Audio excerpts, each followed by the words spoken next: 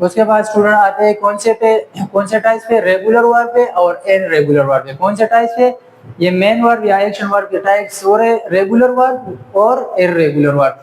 तो आइए समझते हैं कि क्या क्या चीजें ये regular verb. It is a verb, ये एक वर्ब होता है। क्या होता है, दैट फॉर्म्स, जो कि बनाता है, जो कि बनाता है या बनता है।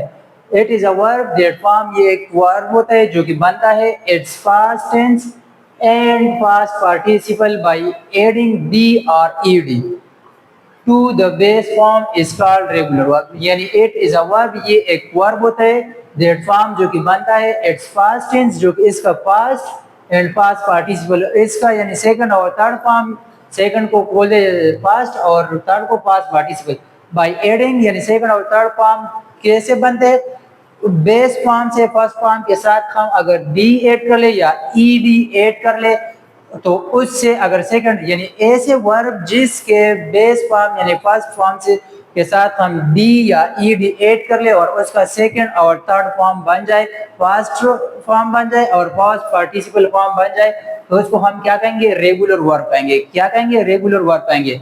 कुछ एग्जांपल मैंने लिखे और वैसे ये भी आसान है, तो आप लोगों ने खुद ये और बना लेना। प्ले, प्लेड, प्लेड, क्या बना है यहाँ पे अगर देखा तो ईडी और ईडी लगाया हुआ है, तो ये ईडी ईडी से बना हुआ है पास्ट और पास्ट पार्टिसिपल, इसका मतलब ये एक रेगुलर वर्ब हो गया। Work, worked, work, ED ED. इसी तरीके से वॉश, वॉश्ड और वॉश्ड, ये भी वॉश्ड ही है। क्या है, वॉश, वॉश और वॉश। तो यहाँ पे भी ईडी से बना हुआ है, तो इसका मतलब है कि ऐसे वर्ब्स जिसका सेकंड और थर्ड फॉर्म या पास्ट और पास्ट पार्टिसिपल फॉर्म बन जाए बेस फॉर्म के साथ डी या ईडी ऐड करने से, उसको हम क्या कहेंगे, रेगुलर वर्ब कहेंगे। इसी तरीके से ये लाइक है, इसके साथ सिर्फ और सिर्फ हमने क्या ऐड किया हुआ, सिर्फ डी और डी ऐड किए हुए, तो इसका सेकंड और थर्ड फॉर्म बने हुए, तो ये सारे क्या हो गए, रेगुलर वर्ब हो गए। इसके अलावा फिर आते हैं किस पे, इर्रेगुलर वर्ब पे। इट इज अ वर्ब, यानी ये इसके क्या है, उलट है। डी और ईडी ऐड करने से सेकंड थर्ड फॉर्म बनते हैं, पास्ट पास्ट पार्टिसिपल, और डी और ईडी वाला रूल ये फॉलो नहीं करता है।